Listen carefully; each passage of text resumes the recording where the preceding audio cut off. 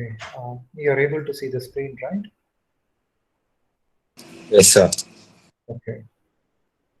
Did you did I disconnect just now? Think that earthing you are able to follow, right?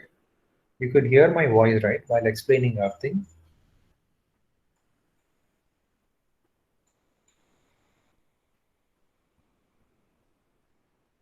I don't know what happened. The call got disconnected. Okay. All right, fine. So yeah, I was talking about earthing and uh, how it protects human lives against leakage current. Okay. So remember one thing. Normally, whenever we ask, why do you use fuse or MCB, or why do you use earthing? Normally, students, they say to protect from short circuit, earthing is used. That's wrong. Earthing is not used to protect human lives from short circuit. To protect the appliances from short circuit, we go for either MCB or fuse elements. Okay, so earthing is used to protect human lives from leakage current. Okay, leakage current. I've given an example for leakage current. If let's say current flows in the outer part of microwave oven, then you can call it as a leakage current. Okay, so that leakage current is not protected by your fuse or MCB. The leakage current is protected by earthing, because the if you ground or if you connect the outer part of microwave oven to you know earth surface using a low resistance path, then that leakage current will flow via the low resistance path. So if you happen to touch that particular microwave oven, what happens is that the current will not take a diversion path through human body. Instead, current tends to flow through the low resistance path, that is the earth resistance path. All right. So that's the significance of earthing. Now, how this earthing is done? Okay. Objective of earthing. There are majorly two objectives. One is to protect the appliance as well as the operator. Okay, so it provides firstly safety of operation, and it also provides the safety to the operator or the person who is handling that particular machinery. Okay, now that's the objective of earthing. Okay, now types of earthing. Uh, in universe, okay, it's a universal standard. Majorly we go for two types of earthing. Okay, they are pipe earthing and plate earthing. Okay, so two types of earthing is used globally, that is pipe earthing and plate earthing. Okay, now when to use pipe earthing and when to use plate earthing, that solely depends on the connected load. For low power applications, plate earthing is preferred. On the other hand, for high power applications, pipe earthing is preferred. Okay, so low power, for example, individual houses, if you consider, okay, your housing load for an individual house could be something like at the maximum 5 kilowatt. So if your connected load is less, then you can go for plate earthing. Okay. On the other hand, if you consider the case of, let's say, our own institute, BMSIT. Okay. So the connected load is huge. It's about 320 kilovolt amperes, or in watts, you can say around 350 kilowatts. The connected load is enormous. It is 350 kilowatt. So if such is the case, then you are supposed to go for um, pipe earthing. All right.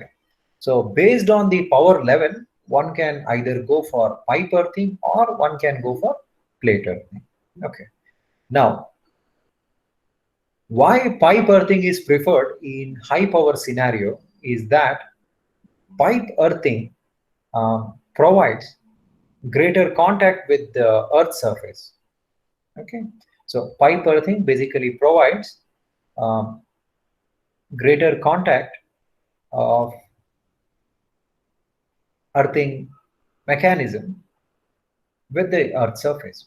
So when your earthing equipment comes in, greater contact with the earth surface, then you will be able to easily disperse the excess charge or excess current. Okay, that is the sole reason why pipe earthing is preferred in high power equipment or appliances. Okay, fine. So these are the typical dimension for pipe and plate earthing. So length, breadth, and thickness. Okay. So copper plate 0.3 meters into 0.3 meters into 6.35 mm. Okay, so that's the thickness. 6.35 mm is the thickness. On the other hand, if you go for plate earthing, it's about 3 meters into 3 meters into 3.2 mm thickness. Okay, so GI pipe is used in case of um, pipe earthing.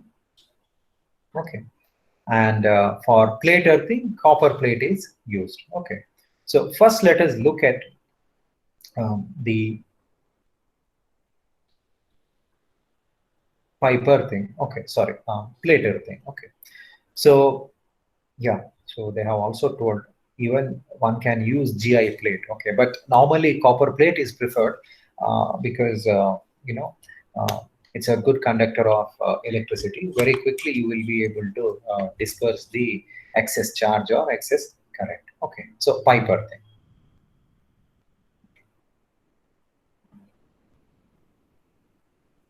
Yeah, fine. Plate earthing, let us look at.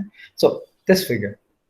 So this figure explains the concept of plate earthing. Okay, as you can clearly observe over here, you have a copper plate of the given dimension. So dimension is here 0.3 meters into 0.3 meters into 6.35 mm length, breadth, and thickness of the plate. Okay.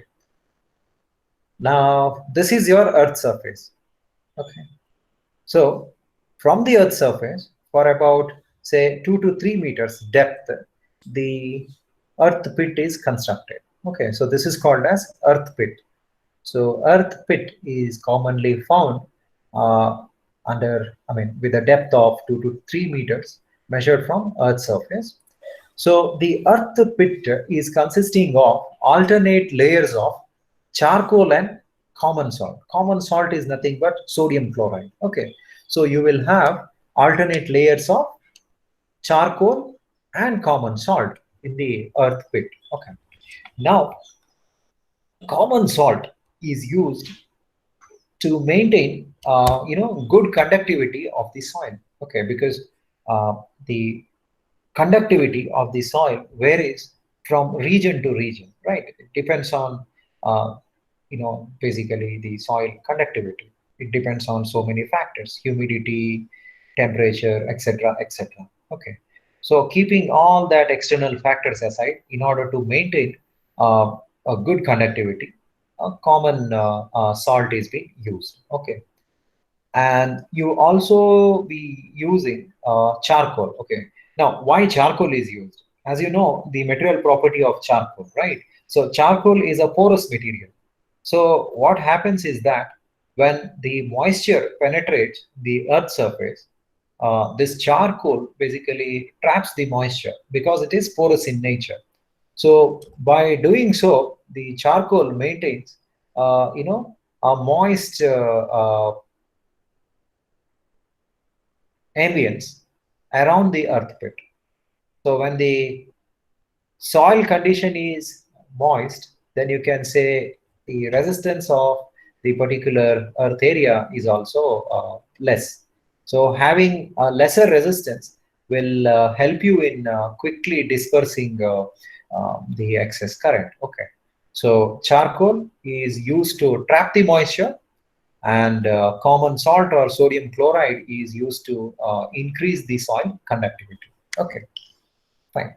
So as you can see, the copper plate is connected to earth wire by through a conduit pipe. Okay, so through the pipe, earth wire is laid, and at the bottom, the earth wire gets connected to copper plate. Okay, fine. So that's about the um, plate earthing mechanism. Okay. Now, this earth wire is basically connected to all the earth terminals of our appliances. For example, to this earth wire, you can say that the earth terminal of water heater is connected, earth terminal of iron box is connected, etc., etc. So, in case of excess charge in those appliances, what happens is that excess charge will directly gets into the earth surface via the low resistance path.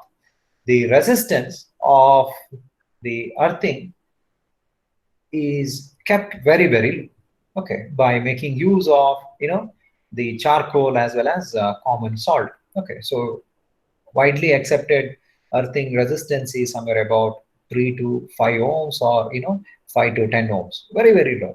So at any given point of time, this resistance is less than the body resistance of human. Okay, fine. So that's about the earthing mechanism.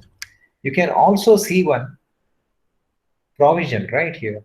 So it says funnel for pouring water. Now, why do you need a funnel with a water pouring mechanism? Okay, as I was mentioning previously, the resistance of the earth depends on several factors, right? Humidity, temperature, moisture, etc., etc. Now, during rainy season, the earth surface is naturally, you can say, kind of moist, right? Because as the rainwater penetrates the earth surface, it slowly gets into the earth pit, and the charcoal will absorb that moisture, and entire earth surface is kept in moist condition, so no problem during rainy seasons. The natural rainwater will keep your earth surface under very low resistance value. On the other hand, during dry seasons such as during summer, okay, so there is no rain, right, during summers. So under those circumstances, the earth resistance can increase owing to lesser moisture. That is not supposed to happen, because if earth resistance starts to increase, then the safety which used to provide is lost. And by doing so, the leakage current may flow through human body due to the greater earth resistance. So to avoid such a case, we have provided a mechanism in which you can pour water during summers. The moment when you pour water, that water directly gets into the earth pit. So once the water enters the earth pit, the charcoal is going to trap the moisture, and again it restores the earth resistance to lower value. Okay, so regardless of the season, the earth surface needs to be kept moist, okay, throughout the calendar of the year. All right, so that is the uh, basic schematic of earth. Okay, the same explanation holds good for um, pipe earthing as well. Okay, that is, you have a earth wire, and this earth wire, on one side it is getting connected to earth terminals of different appliances, mixer grinders, water heaters, etc., etc. On the other hand, the other end of the earth wire gets connected to a galvanized iron pipe, or GI pipe. Okay, now this GI pipe will have several small openings. You can see here clearly 12 mm diameter holes. Okay, so these holes have been provided so that if any water enters into the pipe, should be able to come out, right? Or else it can lead to corrosion. Though GI is non-corrosive in nature, but corrosion property, you cannot avoid, right? There will be some traces of, uh, underexposed areas can lead to corrosion. So in order to avoid corrosion, you have to allow the water to come out of the GI pipe. So to facilitate the water seepage, 12 mm diameter holes have been given at the bottom side of the pipe. All right, and you can see clearly that pipe is getting buried uh, in the alternate layers of common salt and charcoal. So what you have used here, the same material you will use it in the pipe earthing as well. Okay. Only the difference is that instead of copper plate, you have a GI pipe. Okay. Now, in pipe earthing, you can clearly observe that the GI pipe is coming in contact with larger earth surface, right? You can see your GI pipe is coming in contact with larger earth surface. Okay, by doing so, you will be able to quickly disperse the excess charge. So that is the reason pipe earthing is preferred in high power application and plate earthing is preferred when the power level is very low. Okay, so you can say that for individual houses, you can go for pipe earthing. On the other hand, for industries or hospitals, etc., you can go for pipe earthing. Okay, so individual houses, I'm sorry, plate earthing. For hospitals, commercial applications, you can go for pipe earthing. Okay, and again, you have a provision for pouring water during dry seasons. Okay, so that's about your pipe earthing. Okay, this you can delete because I have already explained two-way and three-way control of lamp. Okay, so that is about uh,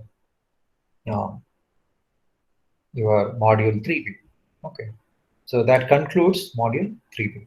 Okay, so in the tomorrow, okay, so in the next class, let me talk about the transformers, or rather, let us consider a fresh module, module 3A, and that is single phase transformers. Okay, so we are done with module 3B. It's a small module, and majorly it is about the general knowledge, you can say. Okay, so let me quickly go back to the syllabus and let me confirm you that we are done with the module 3B content.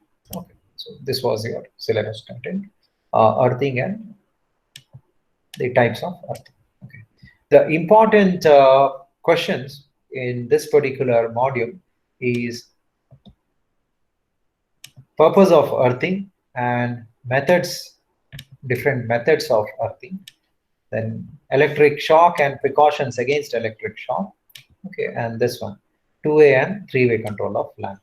Okay, so these are the very important topics of module 3B. Of course, you have to read everything. Okay, you have to read everything, but when you do the revision, probably you can stress on these 4 points. Okay, these are the major important topics of module 3B. Okay, so fuse MCP are all self-explanatory, so you shouldn't be taking much time to understand the remaining three topics. All right, so that's all for the day. Okay, so tomorrow 8:30, right? Let's meet up at 8:30 and let's start with fresh module transformers. All right, if you have any doubts, you can stay back and discuss, and if you don't have any doubts, you can quit the classroom.